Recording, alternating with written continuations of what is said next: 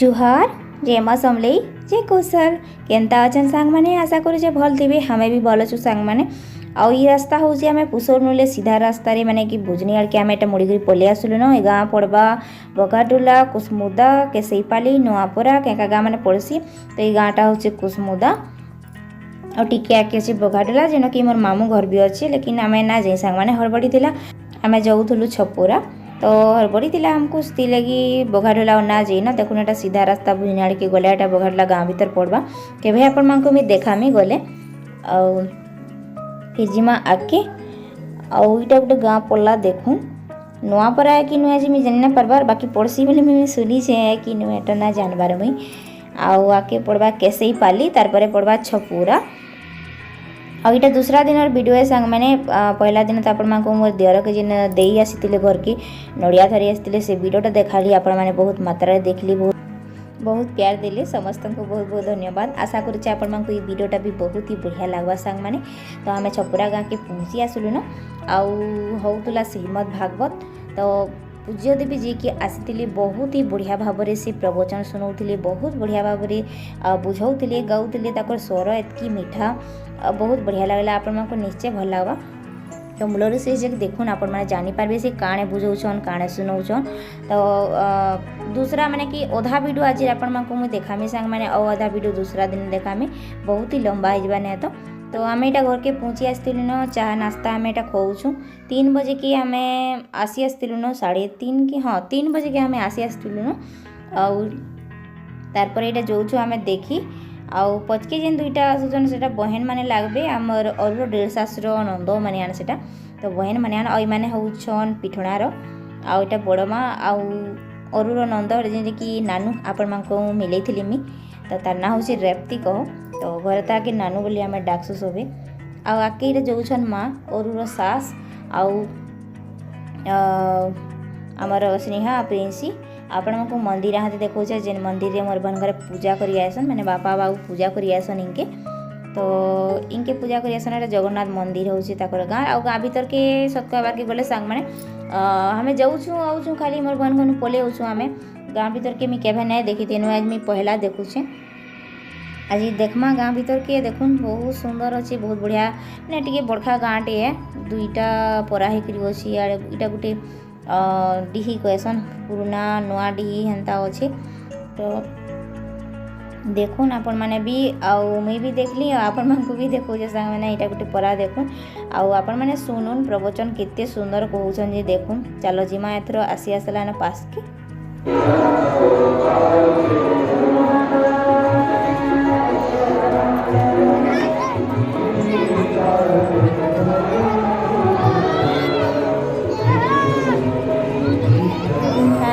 ना माने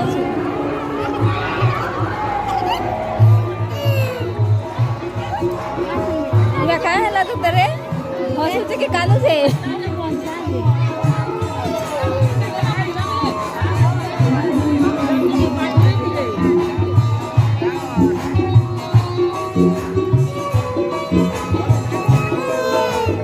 क्या हाल रे बेटा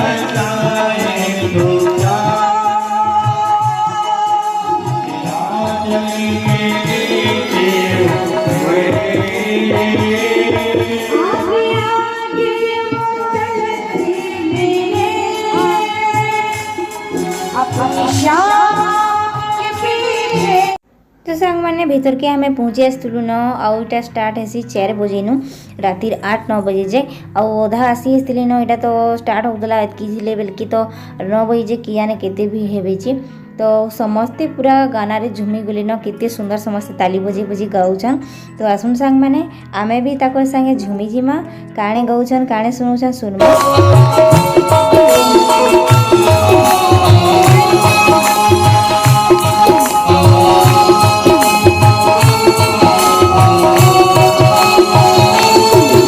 ये कोई साधारण ये लिखा है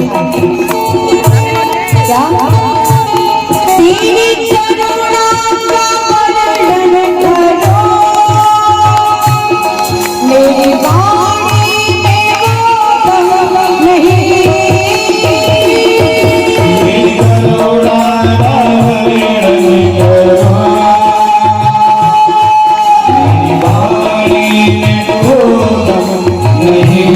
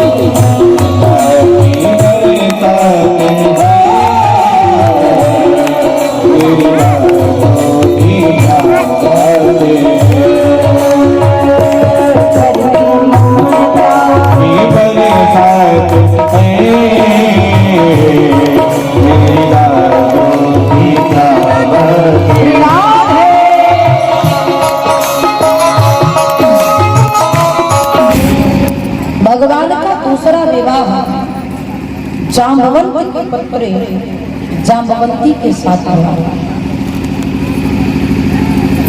एक भालू की बेटी के साथ द्वारिकानाथ ने विवाह किया। क्यों किया? ठाकुर जी इतने सुंदर और जाम्बवंती जी बिल्कुल कुरूप कैसे भया? एक सत्राजित नाम के राजा थे, उनके पास एक बड़ी थी जिनका नाम था समयंतक बड़ी। तो वो 10 टन सोना दिया करते थे। एक दिन सत्राजीत का छोटा भाई प्रसेनजीत उस मणि को लेकर के भ्रमण करने के लिए निकला, क्योंकि अपने प्रभाव को दिखाना व्यक्ति को बड़ा अच्छा लगता है ना। प्रभाव को कोई छुपाना नहीं चाहता, हर कोई दिखाना चाहता है। तो प्रसेनजीत समयंतक मणि को लेकर निकले तो एक शेर के साथ में उनकी युद्ध हुई। प्रसेनजीत की मृत्यु हो गई और उस चमकती हुई समयंतक मणि को छोड़कर शेर भी चला गया। तो उसी जंगल में जाम्बवंती जी थे, उनको लगा ये कोई सुंदर खेलने की वस्तु है, उस मणि को लेकर चली गई। सत्राजीत को लगा कि उस मणि की चोरी द्वारिकानाथ ने कर दी, ये बचपन का चोर है, इसी ने मेरी मणि को चुराया है। नगर में यही बात फैल गई तो भगवान अपने कुल गुरु गर्गाचार्य जी के पास गए। गुरुदेव, हमारे मस्तक पर तो चोरी का कलंक लग गया। अगर माखन चोर कहा जाता था, चुप चोर कहा जाता था, वो तो समझ में आती है। आज प्रसेन सत्राजीत ने तो मणि की चोरी लगा दी। भगवान ने कहा अगर ये कलंक लगा है तो आपको ही समाप्त करना पड़ेगा। भगवान उस मणि की खोज करने के लिए निकल पड़ेगा। यही देखा तो प्रसेनजीत का शव पड़ा था। फिर भालू के चरणों का निशान देख करके भगवान जाम्बवंती जी के यहाँ पहुंचे। तो जाम्बवंती जी उस मणि को लेकर खेल गई थी, तो भगवान ने मणि को छीन लिया और जैसे मणि को हाथ में लिया जाम्बवंती जी रोने लगी। जाम्बवंती जी आए, भगवान को पहचान भगवान द्वारिकानाथ कृष्ण के साथ जाम्बवंत जी का युद्ध हो गया। आज भक्त और भगवान युद्ध कर रहे हैं। युद्ध हुआ, एक दिन युद्ध करते करते भगवान द्वारिकानाथ ने जाम्बवंत के वक्ष स्थल पर एक मुक्के का प्रहार किया। जब मुक्का जाम्बवंत जी के वक्ष स्थल पर पड़ा तब उन्हें समझ में आया ये किसी साधारण जीव का हाथ नहीं हो सकता। तब दृष्टि भगवान के श्री चरणों में गई। तो भगवान के श्री चरणों के चिन्ह को देख करके समझ गए ये तो हमारे त्रेता के प्रभु श्री राम हैं। तुरंत पहचान गए ये तो मेरे इष्ट हैं, मेरे प्रभु हैं। चरणों में लेट गए। नाथ मुझे क्षमा कर दीजिए, आपका दास होकर के मैं आपसे युद्ध कर रहा हूँ। भगवान ने कहा जो त्रेता में उधार था द्वापर में उसकी भरपाई कर रहा था। जामवंत जी बड़े बलशाली थे, तो त्रेता में भगवान के साथ सेवा में लगे थे, तो उनकी इच्छा थी कि एक एक हाथ भगवान से हो जाए तो बड़ा आनंद आ जाए। राम जी ने कहा देखो इस बार तो मैं भगत का ही होकर आया हूँ। सुमति अर्थात लक्ष्मी जी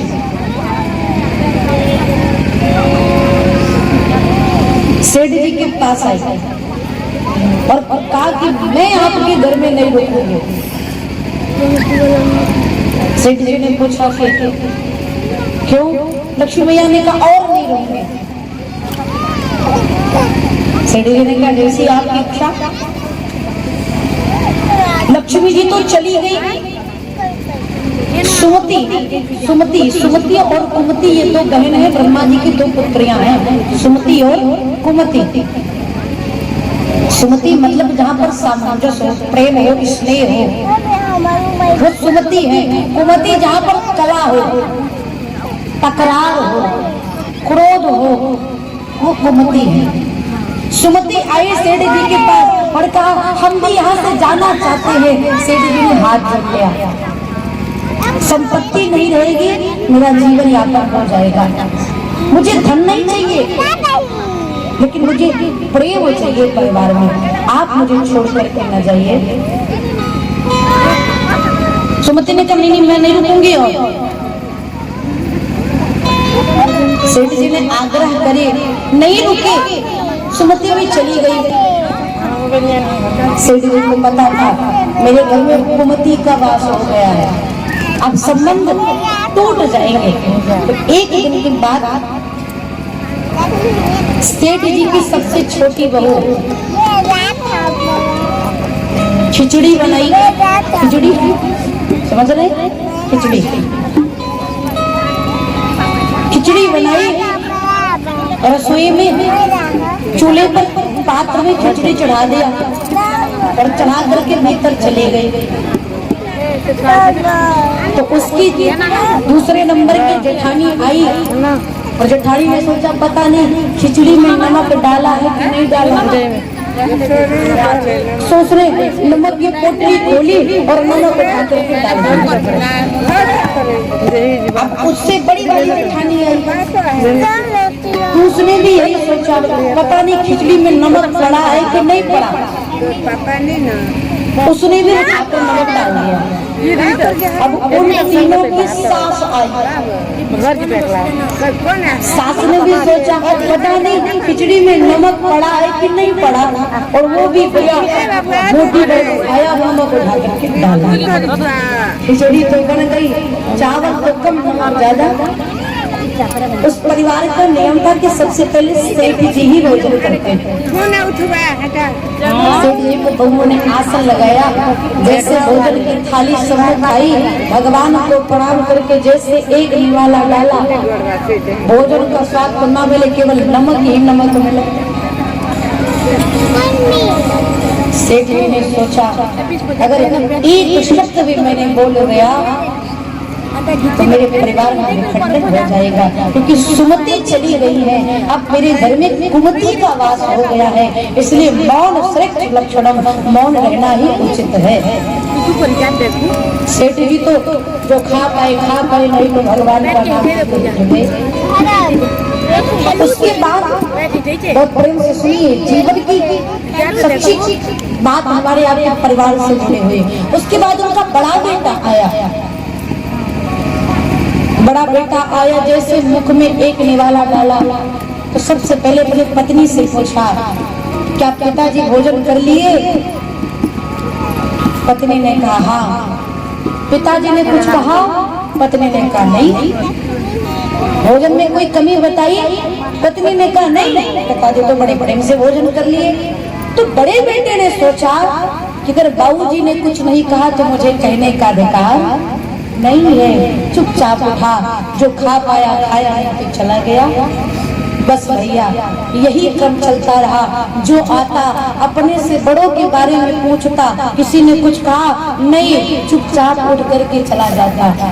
करते करते करते करते पूरी खिचड़ी समाप्त हो गई, लेकिन किसी ने किसी से सेठ जी अब हम आपके घर में रह नहीं सकते, आपके घर में मेरी आवश्यकता नहीं है। सेठ जी ने कहा क्यों? कुमती ने कहा रे, जिस घर में लोग 2 किलो नमक खा जाए और किसी को कुछ कहे ना, उसके घर में मुझे रहने की आवश्यकता नहीं है। कुमती चली गई। सुमति और लक्ष्मी की सदा सर्वदा के लिए सेठ जी के घर में बास हो गई। क्यों? सामंजस्य, एक दूसरे के प्रति आदर, एक दूसरे के प्रति संस्कार, बस ये सेठ जी के परिवार को बचाने हैं। हमारा भी आपका परिवार ऐसे ही हो, एक दूसरे के प्रति आदर हो, एक दूसरे के प्रति सम्मान हो, एक दूसरे की बात सुनने की क्षमता हो, एक दूसरे को समझने की योग्यता हो। नहीं तो संबंध ज्यादा दिन तक चलते नहीं हैं। जिस संबंध में हम हो जाए, ईगो हो जाए, एटीट्यूड हो जाए, वो संबंध बिखर जाता है। संबंध में केवल मधुरता की आवश्यकता है। आप भी अपने बच्चों का व्यवहार करिए तो संपत्ति वाली बहू न मांगिए, संस्कार वाला बहू मांगिए। ये नहीं कि 10 लाख लेकर के आओ, एलईडी लेकर आओ, एसी लेकर आओ, कूलर लेकर आओ, बढ़िया 4 व्हीलर गाड़ी लेकर के आओ और बहू की सेवा करने की बात आवे तो जैसे आराम करेगी ना। ऐसी संपत्ति लेकर हम आप क्या करेंगे? एक बड़ी घर की बहू आई और आते ही खूब सामग्री लेकर आया, पैसा लेकर आई, गाड़ी लेकर आई, पूरा घर भर गया।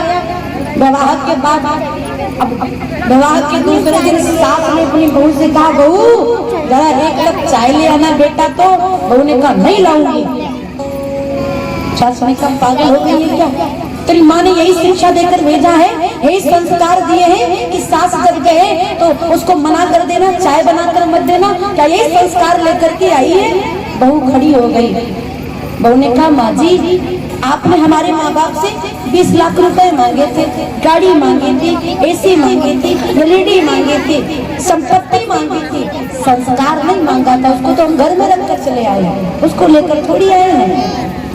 इसलिए कह दीजिए मुझे संपत्ति नहीं, मुझे संस्कार चाहिए। जेमी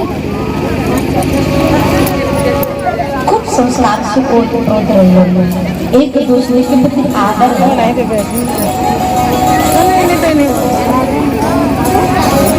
वैसे माताओं का एक बड़ा सुंदर स्वभाव है।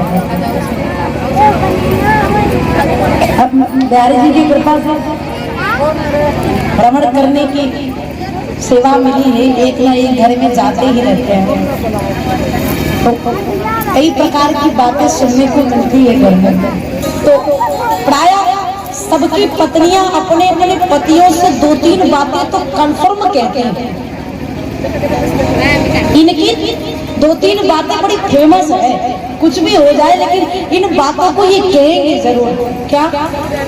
कितने भी सुंदर घर में ये पहुंच जाएं, पहली बात तो जरूर कहती, कितनी भी संपत्ति हो, सुख हो, सारी फैसिलिटी हो, लेकिन कहती है भगवान मेरी किस्मत फूट गई जो मैं इस घर में आ गई। कहाँ जाना चाहती थी आप? कौन सा घर निर्धारित था आपके लिए? और दूसरी बात जब ज्यादा चढ़ जाएंगे ना अपने पति लोग से तो कहेंगे अरे भगवान का धन्यवाद करो कि तुमको मेरी जैसी सीधी मिली है। बेचारे पति लोग को रात भर नींद नहीं आती, अरे बाप रे अगर ये सीधी है तो टेढ़ी कैसी होगी बताओ तुम। अब इनकी हृदय से पूछो तो भैया जी बड़ा मुस्कुरा रहे हैं, थोड़ा एकदम भुक्त भोगी है हमें लग रहा है। जय जय। और तीसरी चीज तो हद हो गई। जब ज्यादा क्रोध में रहती है ना माताएं, तो जब ज्यादा बोलते बोलते बोलते बोलते थक जाएंगी, मुंह दर्द करने लगता है, तो अपने पति से कहती बस अब मेरा मुंह मत खुलवाना। तो लो अभी तक गीता का पाठ कर रही थी क्या? यहाँ की माता बहुत अच्छी है भाई, यहाँ की बात नहीं सुना तो उधर की, यहाँ की तो बड़ी अच्छी है, इनमें तो कोई गलती है ही नहीं, ये तो प्रेम के प्रति और करना है। बहुत अच्छी है, उच्च व्यक्ति की मांग करिए, संपत्ति के पीछे न लागे। और जितने माँ बाप बैठे हैं, अगर बेटी का विवाह हो जाए ना, तो बेटी के ससुराल में ज्यादा इंटरफेयर नहीं करना चाहिए। और जो माताएं दिन भर में 40 बार 10 बार अपने बेटी को फोन कर करके बोलती है ना, अरे क्या कर रही है? कुछ नहीं माँ जी, चाय बना रही हूँ। किसके लिए? अपनी सासू माँ के लिए। तेरी सास कितनी चाय पीती है रे। महाभारत की बीज तो बो दिया, उसके भी मन में आएगा मेरी सास कितनी चाय पीती है। और कहीं महाभारत ना हो जाए, इसलिए ज्यादा फोन नहीं करना चाहिए, ज्यादा वार्तालाप नहीं करना चाहिए। पहले के जमाने में जितने बड़े लोग बैठे, पहले के जमाने में इतना संबंध नहीं टूटता था जितना अब टूटने लगा। पहले के जमाने में ससुराल में कोई विपत्ति भी आती थी, कोई बात विवाद भी हो जाता था, तो माताएं जो पढ़ी लिखी रहती थी, वो अपने पिता को पत्र लिखती थी, पत्र लिखती थी। 10 दिन बाद पत्र पहुंचता, फिर पिताजी बैठ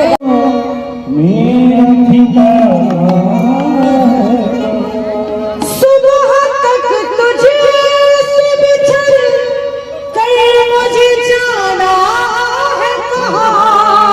सुबह तक तुझे से बिछड़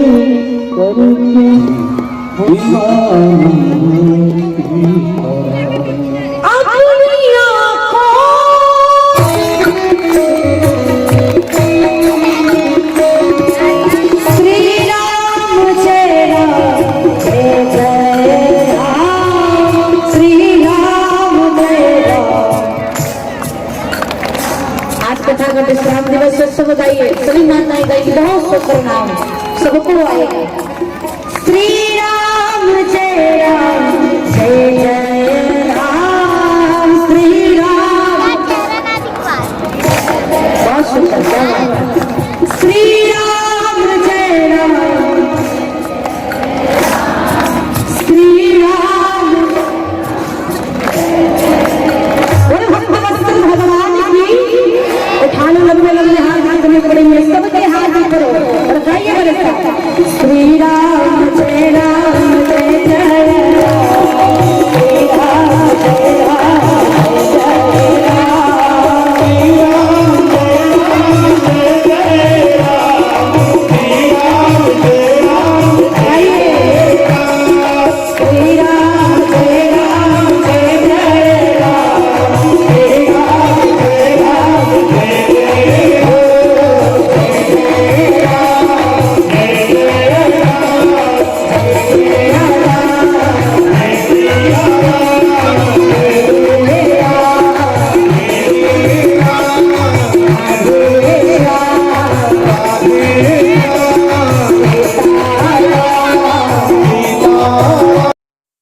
आशा करूँ सांग मैंने आपण को बहुत बढ़िया लगी केते सुंदर भाव से बुझाऊले, केते सुंदर से गाऊले, निश्चय बढ़िया लगी आपण को।